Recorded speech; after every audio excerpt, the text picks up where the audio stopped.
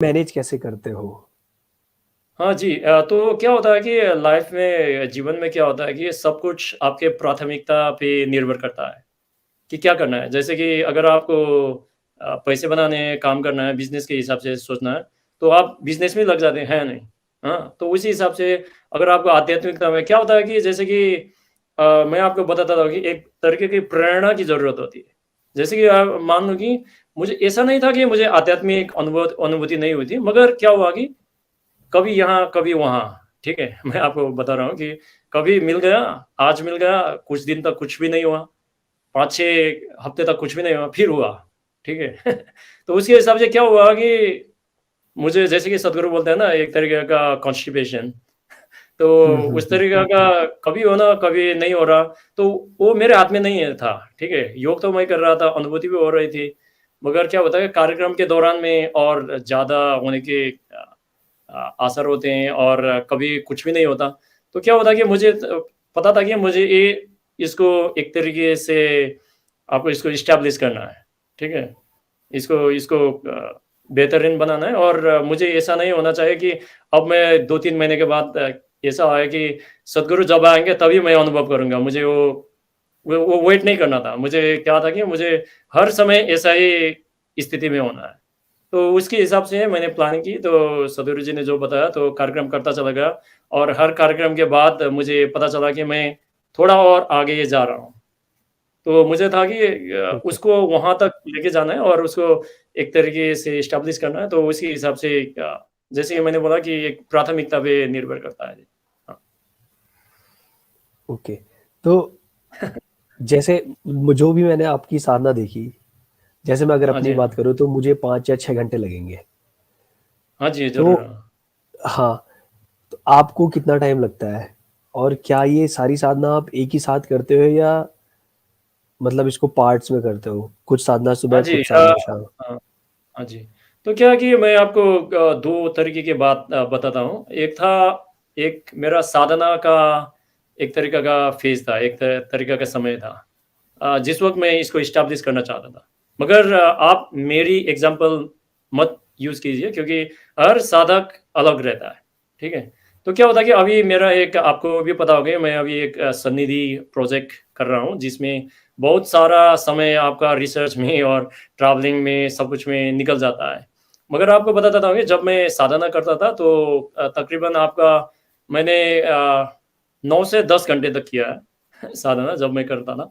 तो उस वक़्त तक करता था कि जब तक आपका शरीर जवाब दे देगा, ठीक है? तो उस तक, जितना कि जैसे कि आप शक्ति चलाना वगैरह करते हैं, उसको बढ़ाते जाइए। मैं 1000 तक भी गया था, तो उसके बाद क्या हुआ कि इसलिए सदगुरु बोलते हैं कि आपको पता होना चाहिए कि आपका लिमिटेशन, आपका जितना कर सकते हैं, वो आपको देखने की ज़रूरत है। दूसरे लोग कर रहे हैं, इसका मतलब ये नहीं कि आपको भी करना है, ऐसा नहीं है। क्योंकि आपकी सीमितता होती है, सबका शरीर अलग तरीके से काम करता है, सबके अलग-अलग तरीके की विशेषताएँ होती हैं, जैसे कि सीमितताएँ होती हैं। तो जब मैंने 1000 तक किया तो एक वो क्या होता है कि उस तरीके से अच्छा अनुभूति होती हुई थी मगर क्या हो गया मेरा शरीर थोड़ा-सा कहीं-कहीं पे वो एक तरीके से काम करना बंद कर दिया। जैसे कि आपको मैं अनुभव अपना बता देता हूँ। कभी क्या होता था कि मेरा पैर एक तरीके से खराब हो जाना या फिर आपका शरीर का अंग हो जाना जैसे कि लीवर वगैरह, किडनी वगैरह, उसमें थोड़ा-सा हाँ, दर्द आ जाता। तो उसकी वजह से मुझे ओके, पता चल गया कि ये मेरा शरीर इसको नियंत्रित नहीं कर पा रहा है, तो मैंने क्या किया कि उसको घटा के 500 में कर दिया। तो 500 में कर लिया तो उसमें कोई दिक्कत नहीं थी। तो जैसे कि आपको मैं बताता था, मैं ये भी शेयर कर सकता हूँ, मेरा रूटीन भी उसमें भी है। तो सुबह से आपका ब्रह्म मुहूर्तम से शुरू होता है। मैं इसमें ज़्यादा हुँ, नहीं जाऊँगा मगर क्या होता है कि जो भी आपकी जितने भी दीक्षित की गई आपके प्रैक्टिसेस वगैरह है, वो सब सुबह करना सबसे बेहतरीन रहता है। और दिन में अगर आपको टाइम मिल जाए ना, तो आप अ, ऐसी प्रैक्टिसेस कर सकते हैं, आपकी साधनाएँ कर सकते हैं, जिसमें आपका जो खाने की पाबंदी नहीं है उसमें। जैसे कि आप आम चैंटिंग कर सकते हैं, आप ध्यान में मग्न हो सकते हैं और दूसरे साधन है जो संयमा बोलते हैं, वो वगैरह भी कर सकते हैं आप दिन में। और 2-3 तरीके के दूसरे क्रियाएँ भी हैं जो जिसमें आपको आधा पेट का जो भी होता है ना, हाफ स्टमक कंडीशन, वो भी सकता है, वो कर सकते हैं। और शाम में आपका भक्ति साधना वगैरह बहुत अच्छा रहता है। भक्ति साधना आपका देवी साधना वगैरह, हम्म। और 6:20 को तो आपका हो गया सानिध्य समय, तो वो सब आप हाँ। शाम को भी कर सकते हैं। और अगर आपको इंटेंसिटी जैसे कि स्टैब्लिश करने की मैंने बात की थी, उसको एक हम्म। तरीके से मजबूत बनाने के लिए उसका करना है, तो इंटेंसिटी और लगातार करते रहना बेहतर रहता है।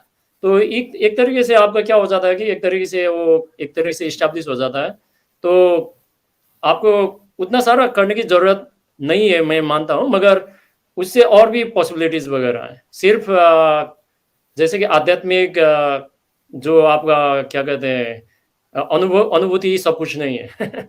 क्योंकि सद्गुरु बोलते हैं ना कि हमको उसके पार जाना है।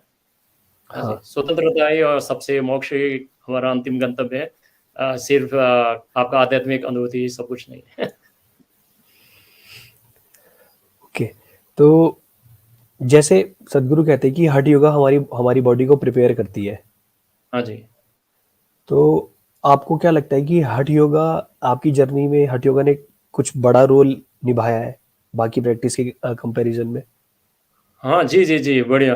क्योंकि क्या हुआ कि मैं आपको बताता था, मैं अपना अनुभव बताता था, क्योंकि अनुभव ही सब कुछ है। क्योंकि अगर वो काम नहीं करेगा तो हम लोग यूज़ नहीं करेंगे, क्योंकि समय तो वापस नहीं आने वाला, ठीक है? तो क्या हुआ कि जब मैंने इनर इंजीनियरिंग की, उसके बाद शाम भी की, और शाम भी करने के बाद ऐसा नहीं था कि अनुभूति अपने आप में, इसलिए मैं बोल रहा हूँ कि अनुभूति ही सब कुछ नहीं है, ठीक है? क्योंकि क्या हुआ कि ऐसा था कि अनुभूतियाँ बहुत बढ़िया है, ठीक है? मगर क्या है कि आपका जीवन पूरा का पूरा रूपांतरित नहीं हो जाता ऐसे ही। क्या हुआ उसके बाद मुझे जो भी अपने जैसे कि अपनी सीमितताएँ जो होती है ना, कंपल्सन जिसको बोलते हैं इंग्लिश में, तो वो सब की अनुभूति हो जाए। जैसे कि पहले क्या होता था कि जैसे कि फिज़िकली देखते हैं ना, जैसे कि प्राकृतिक रूप से, अगर हम लोगों को किसी ने रस्सी से जकड़ दिया, तो हम देख सकते हैं। ठीक है?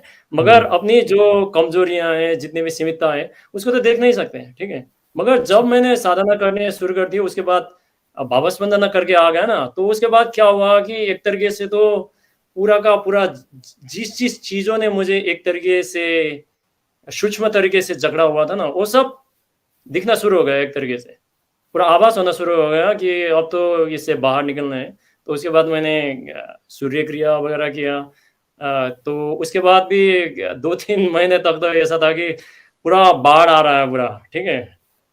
बाढ़ आ रहा है पूरा ऐसा। ये बाढ़ अच्छी अच्छी वाली बाढ़ नहीं थी। मगर मुझे पता था कि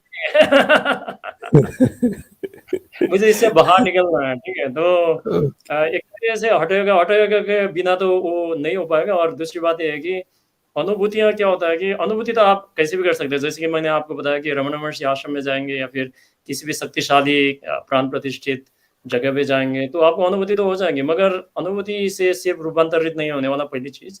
मगर उससे एक पता चल जाता है कि ये जो हम लोग जीवन देख रहे हैं, उसके परे भी कुछ है।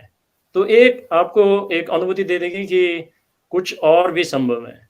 तो बहुत ज़रूरी है। और अलग बात है कि जैसे कि 5 मिनट 10 मिनट तो बैठ गए मान लीजिए कि वो स्थिति में।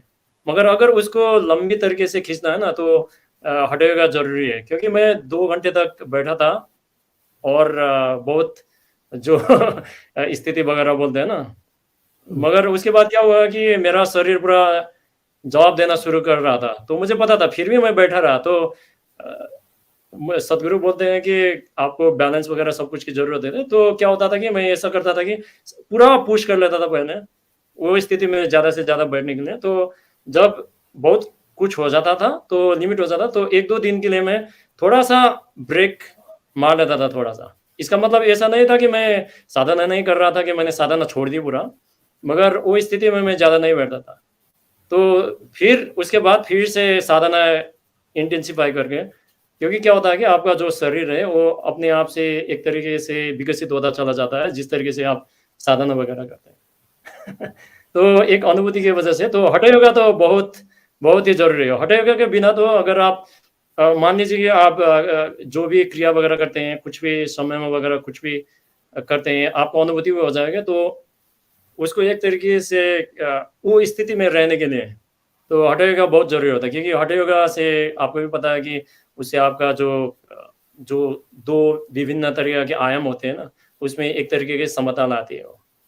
तो बहुत ज़रूरी है, और दूसरी बात ये है कि जब मैं बुद्धिस्ट मेडिटेशन पहले करता था, तो सिर्फ़ एक अवेयरनेस की चीज़ होती थी, एक ध्यान की मुद्रा होती थी, तो क्या होता था कि मेरे एक तरीक़े के जो पीठ के भाग पीछे होता था ना, उसमें दर्द बहुत रहता था। जब मैं वो तब पता चला जब मैं ध्यानलिंगम में गया था, ठीक है? ध्यानलिंगम में गया, मैं बैठ गया, समय की अनुभूति में जब मुझे पता चला कि अब ये बैरियर है, जैसे कि लोगों को पता चलता है कि जब मैं ध्यान में बैठा हूँ, तो आपका मन विचलित करता है, क्योंकि ये करना है, वो करना है, यहाँ जाना है, वैसा करना है, अब इसके ध्यान के बाद मैं क्या करूँगा, वो आता है। मगर जब मैं ध्यानलिंगम में गया ना, तो वो तो कुछ भी नहीं था, मगर क्या हुआ कि पीछे से पूरा दर्द कर रहा था पीठ तक, ठीक है? मगर मैं जब हठ योगा वगैरह किक कर लिया, तो अभी पूरा गायब है अभी, अभी कुछ भी नहीं है। तो इससे आपका सब कुछ लाभ है इसमें, लाभ ही लाभ है इसमें। तो हठ योगा कीजिए, सद्गुरु ने बोला कि अगर समय मिलता है, आप समय बना सकते हैं, तो दोनों कीजिए, वरना आप सूर्य क्रिया और योगासना आप जैसे कि ऑड और इवन दिन अल्टरनेट। में भी हाँ, हाँ, और आप शनिवार वीकेंड में आप दोनों कर लीजिए, उससे भी फ़ायदा रहेगा। हाँ जी।